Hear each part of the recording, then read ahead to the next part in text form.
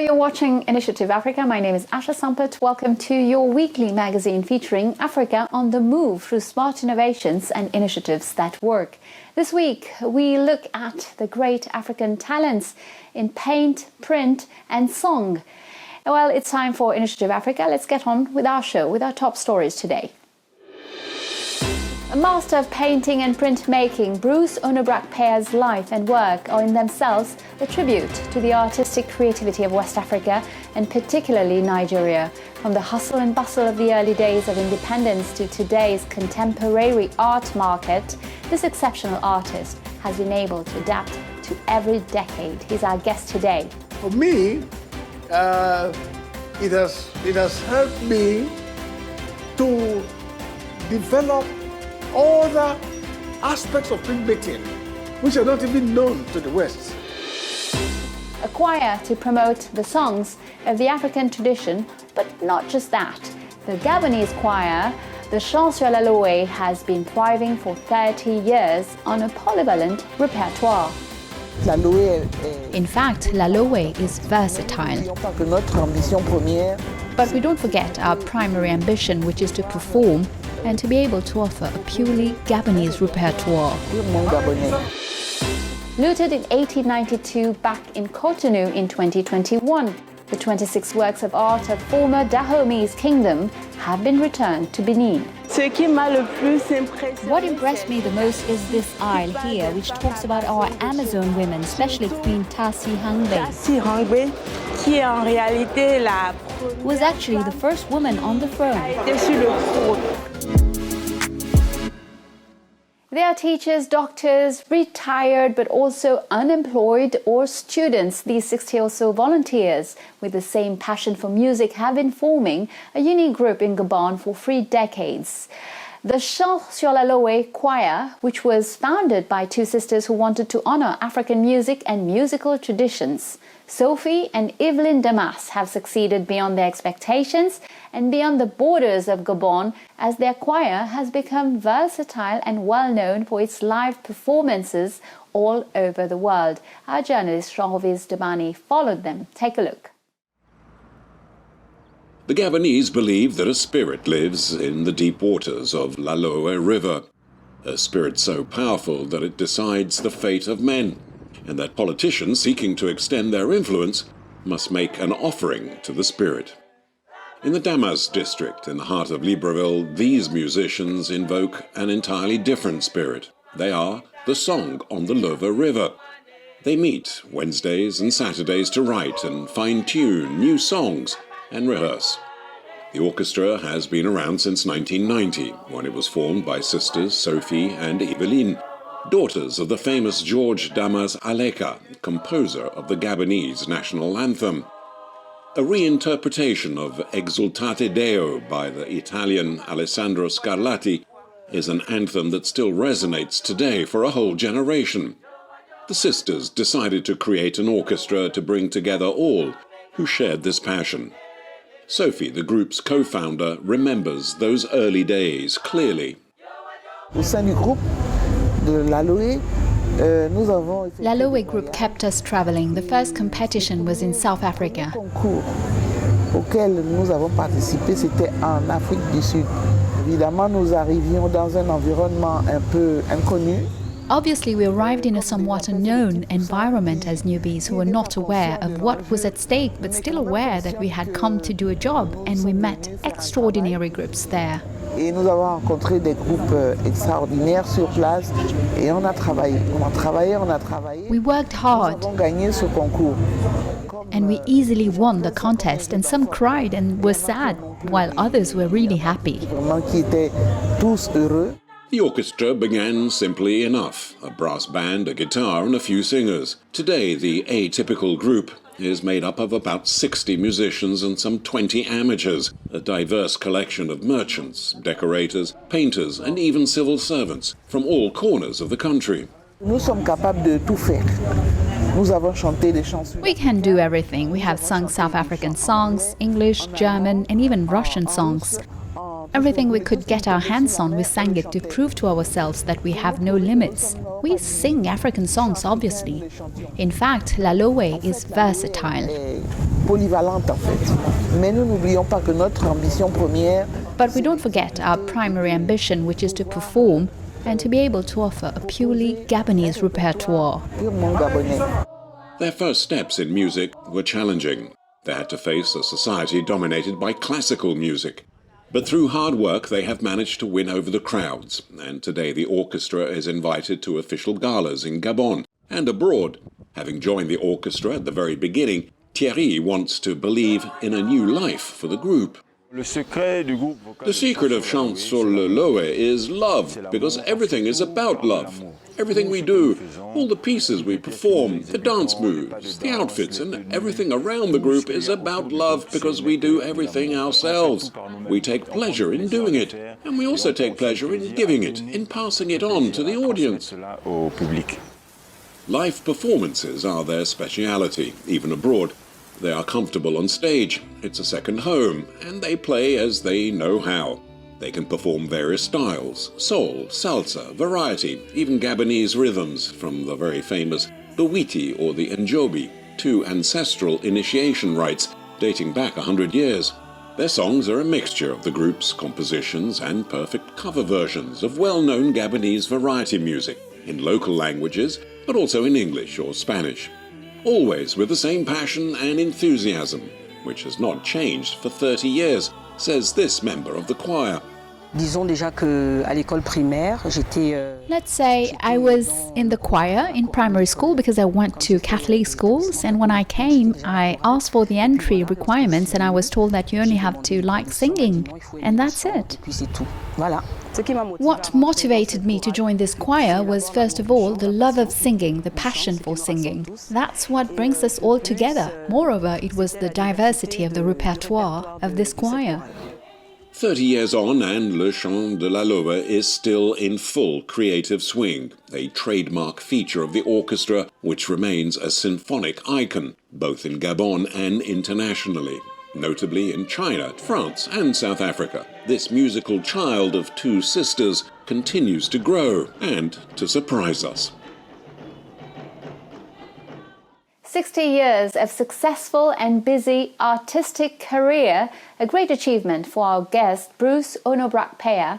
This famous Nigerian artist started drawing as a child before choosing the path of art workshops in Nigerian universities, and he has benefited from the creative enthusiasm of the independence years. He told our correspondent in Lagos, Sharafa Abagun, about his journey.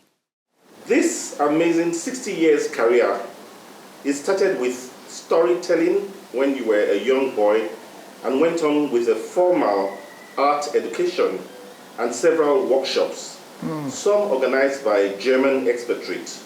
Could you tell us about this time? I started by just doing the non-din things, the ordinary things like getting the back of wood and scratching them and writing my name there and printing them on paper. So that was the beginning. And using paper, using pencil, like you can find in secondary school as well. Those were the real beginning. Using art to tell stories of the background. My background, history, the environment, and so on, came later on. In the art school, we had a lecturer, Eric Taylor, in charge of the graphic department. After the first and second general year, Eric thought I could specialize as a graphic artist, but I did not. I went into painting because of peer pressure. But after we've left the art school, Uli Bayer, an extramural lecturer of Ibadan University, organized a series of workshops in Ibadan, in Oshobo, in Ife. I was invited to attend all this. And the main thing I studied inside those workshops was printmaking. And I realized that if I had listened to Taylor, I would have actually gone into printmaking before I met Olibaya. So meeting Olibaya actually changed my life. It changed my direction as an artist.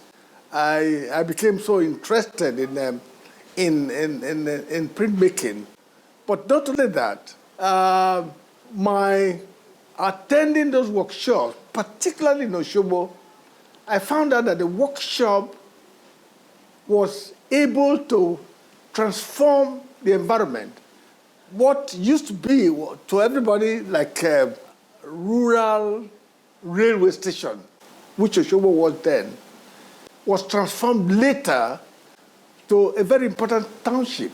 So the workshops developed or arranged or organized by Olibaya became a source of great inspiration to me personally in the development of my art, and also a main inspiration for my development of the Hamatan workshop at Agbaroto. At that time, it was Nigeria's independence, a time of artistic ebullition. What memories have you kept of this period and of your time at the Art College, Zaria, which is now Ahmadu Bello University? Can you please also tell us a little about the Zaria rebels, too? I want to say that all along, the early time, that is to say, the time I was in the art school at Zaria was a ferment of political activities when many African countries were struggling for independence. And that ferment caught a few of us. We started to really learn from the political giants, and that was perhaps one of the reasons why the Zaria Art Society was formed, and that Zaria Art Society at the now defunct Nigerian College of Arts and Technology became something that gave a name to a process which helped our art to move forward. That time was very, very useful because it helped us really to look back and dust some of the good things that we had in our society, and those good things became something. They created some consciousness in the mind of the people, which really made them now begin to think of their past, mixing, taking up, upgrading the tradition, bringing in modernity, and living a life that will push us forward in the new global setup. That was the Zaria Art Society, and that was the beginning of our time as Nigerian artists. Okay. You are a master in printmaking. Yes. Please tell us what you see in this medium and what techniques you have innovated to express your art. For me, it has helped me to develop other aspects of printmaking which are not even known to the West, to be able to go into our traditional way of creativity and to bring out the print forms in and take them away from the traditional setup to the modern, bring them to give them a modern vocabulary. So the printmaking becomes so important that it has now, for me, it has helped me to create sculptural pieces, low relief sculptural pieces, which are called plastocasts. It has, the prints have also helped me to produce painting techniques which I name tryptolinen, and also other print techniques which I describe as xerograph. These are new techniques based on the line and texture which printmaking has taught me. So the printmaking is very, very important. I want to say that it's central to all other techniques in art. It's number one in the development of the artist, either in the art school or outside the art school. Welcome to the second part of our show. The return of 26 relics from the royal palace of Abomey to Benin by France in 2021 led to the public exhibition Art du Bénin d'hier et d'aujourd'hui at the Presidential Palace in Cotonou. Our correspondent Didier Sogba had followed this exceptional meeting between the Beninese and their ancestral heritage, while the question of the restitution of looted African works of art still abroad is being raised in many countries on the continent. It's our next report. The reception hall of the Presidential Palace of Benin has turned into a museum. The public is discovering with amazement the 26 cultural artworks returned to Benin by the French state in November 2021. An exhibition called Art of Benin, Yesterday and Today, From Restitution to Revelation, organized by the government to allow Beninese to discover part of their country's history. Revealing 100 pieces of contemporary art created by 34 internationally renowned Beninese artists. The first exhibition space features the 26 royal treasures beautifully showcased. We can contemplate the bochillo and the majestic throne of the King Gezo. When we see the objects related to King Guizhou, the throne and the totem, they represent the most impressive objects.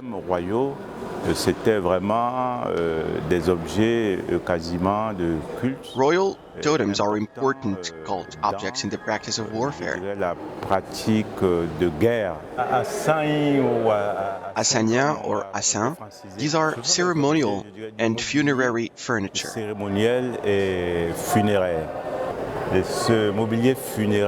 This funerary furniture, which is also called portable altar, is designed after the funeral of the king or someone of his family members, as the families do it too.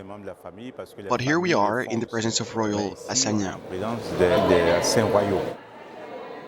Through this exhibition, Benin intends to reclaim its history. The exhibition is free to encourage Beninese to discover these treasures. All they have to do is register online and present an identity document. But it is not a completely typical museum visit. Africans have a particular, more of a religious kind of relationship with these works of art. It's quite the ritual side that links it to the object. You know, I'm going to tell you an anecdote. 2 years ago, my students were working in Abomey to move the collections of the Abomey Museum.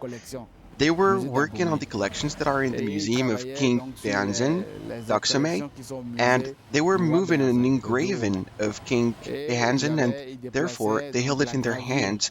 And to cross the courts of the Amazons to go to the palace of King Guizhou, they had lots of people passing by, stopping and prostrating themselves in front of the object they had in their hand. For them, it was in fact the reincarnation of their king that they had in hand. For the time being, Benin is committed to promoting itself as a major tourist travel destination. This exhibition is a success.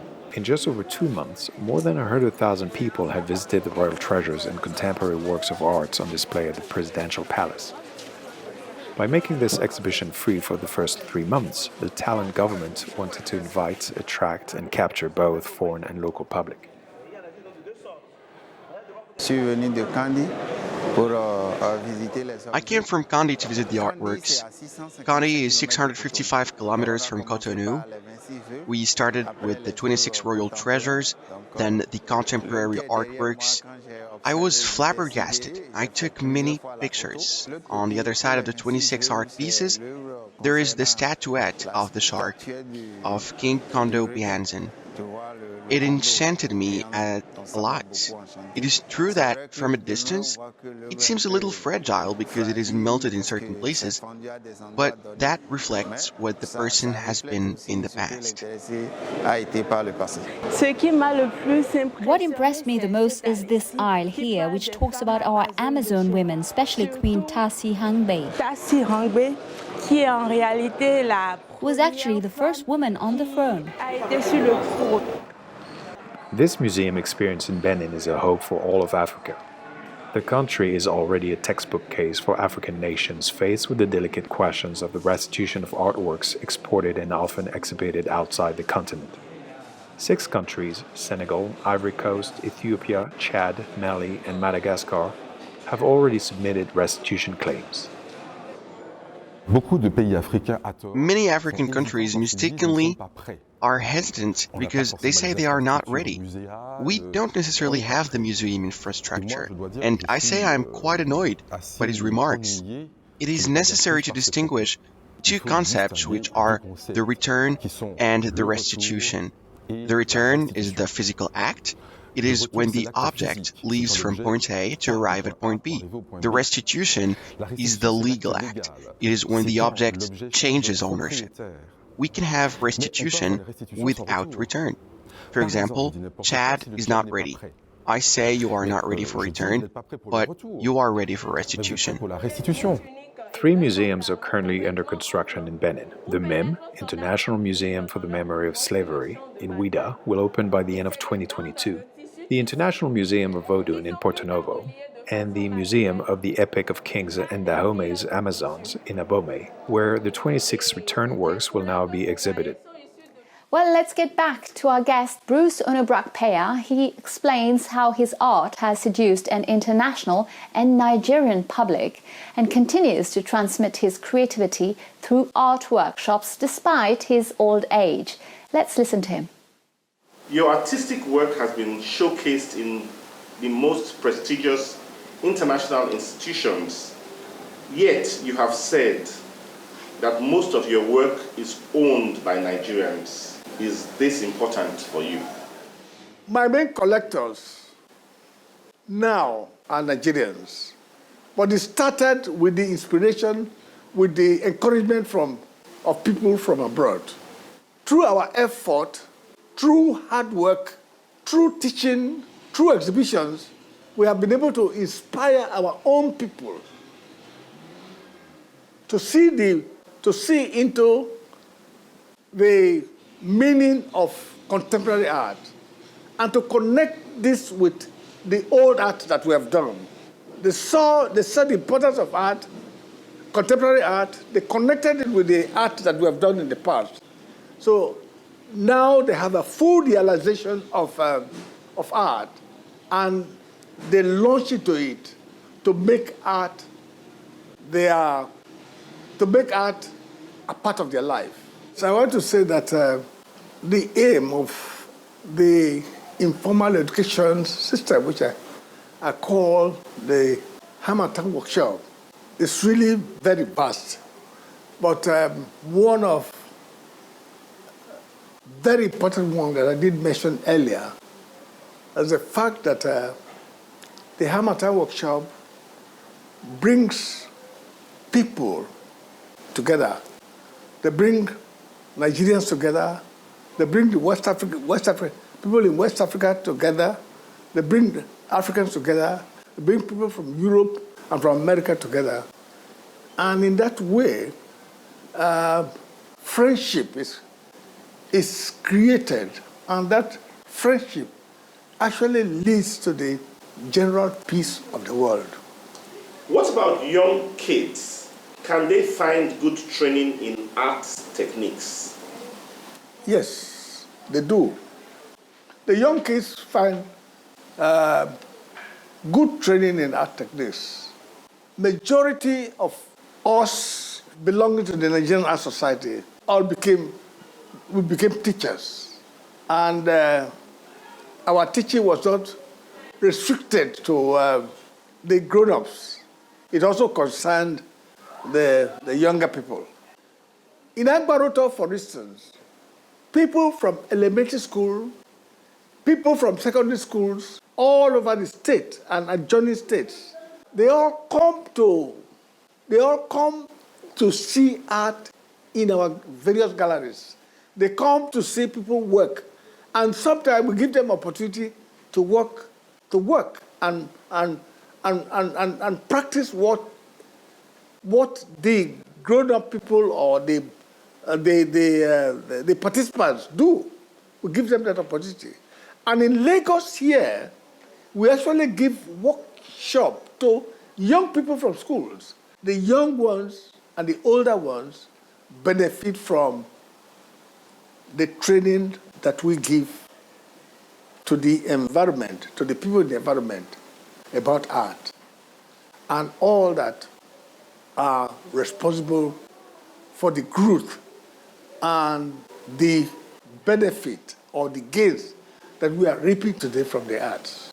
Lastly, you said artists have no retirement age. What are your plans?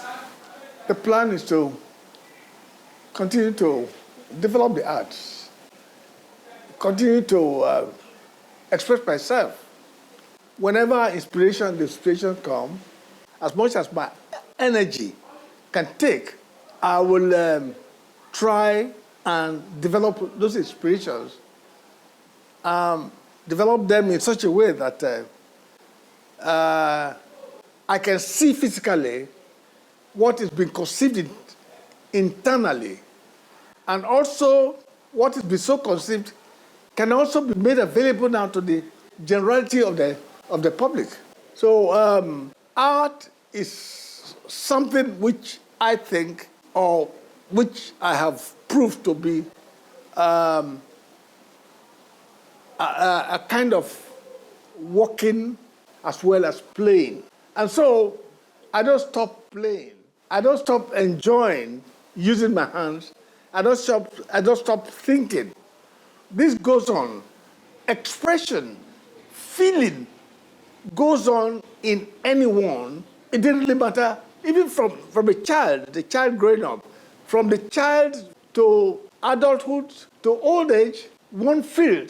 And it is the expression of those feelings that actually culminate in the creativity of art. That goes on all the time.